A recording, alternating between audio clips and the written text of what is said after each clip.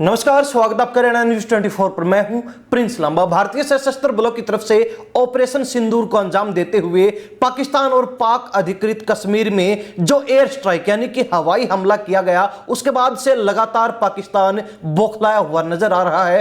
और बुधवार सुबह से ही लगातार पाकिस्तान की तरफ से एलओसी के ऊपर, लाइन ऑफ कंट्रोल के ऊपर सीज फायर का उल्लंघन किया जा रहा है, लगातार फायरिंग की जा रही है। लेकिन इसी बीच हरियाणा प्रदेश के लिए एक बुरी खबर सामने आई है, जिसे सुने हर कोई भावुक हो गया। कहीं ना कहीं हरियाणा प्रदेश में गमगीन माहौल बन गया, हरियाणा प्रदेश में मातम सा पसर गया, क्योंकि पाकिस्तान द्वारा जिस सीज फायर का उल्लंघन लगातार एयर स्ट्राइक के बाद किया जा रहा है, उसमें हरियाणा प्रदेश का एक लाल, हरियाणा प्रदेश का एक जाबाज वीर जवान शहीद हो गया है। जानकारी के मुताबिक पलवल के रहने वाले लांस नायक दिनेश, जिनकी उम्र 32 थी, की पोस्टिंग इन दिनों पुंछ में थी, जम्मू कश्मीर में। और ऑपरेशन सिंदूर के बाद पाक ने फायर करना शुरू किया तो दिनेश अपने कुछ साथियों के साथ जवाबी फायरिंग करने लगे। तभी पाक की तरफ से एक बम उनके सामने आकर गिरा, जिसमें ब्लास्ट होते ही दिनेश और उसके 4 साथी बुरी तरह घायल हो गई, जिसके बाद उनको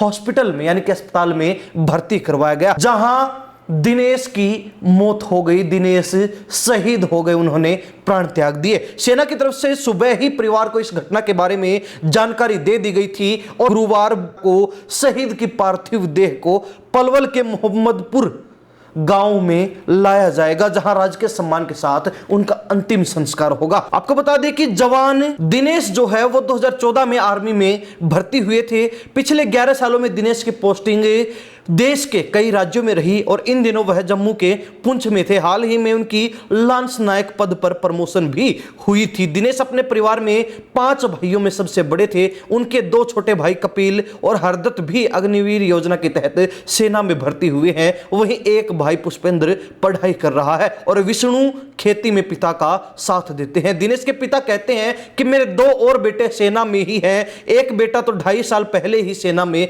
भर्ती हुआ है। उसकी पोस्टिंग पंजाब के जालंधर में थी, लेकिन अब उसकी पोस्टिंग फिलहाल के परिस्थितियों और हालातों को देखते हुए जम्मू में हो गई है। वहीं दूसरे लड़के की पोस्टिंग अभी मध्य प्रदेश के जबलपुर में है। वही आपको बता दें कि शहीद दिनेश की पत्नी सीमा वकील है। वह परिवार के साथ पलवल में ही रहती हैं और पति की शहादत के बाद उनका भी बुरा हाल है। न केवल उनकी पत्नी का बल्कि पूरे परिवार का ही रो रो कर बुरा हाल है। तो साथ ही पूरे गांव में, पूरे इलाके में और हरियाणा प्रदेश में मातम का माहौल बना हुआ, मातम सा पसरा हुआ है, क्योंकि युद्ध की घड़ी के अंदर और इन विषम परिस्थितियों के अंदर हरियाणा प्रदेश का एक जाबाज वीर शहीद हो गया, जो लांस नायक था सेना में और जम्मू कश्मीर के पुंछ में तैनात था। पाकिस्तान की तरफ से जिस सीज फायर का उल्लंघन किया जा रहा था, उसका ताबड़तोड़ और मुंह तोड़ जवाब पाकिस्तान को देते हुए यह लांस नायक दिनेश कुमार अपने प्राण त्याग देता है, देश के लिए मर मिटता है। आपको बता दें कि दिनेश के 2 बच्चे हैं, एक बेटा और एक बेटी, और फिलहाल उनकी पत्नी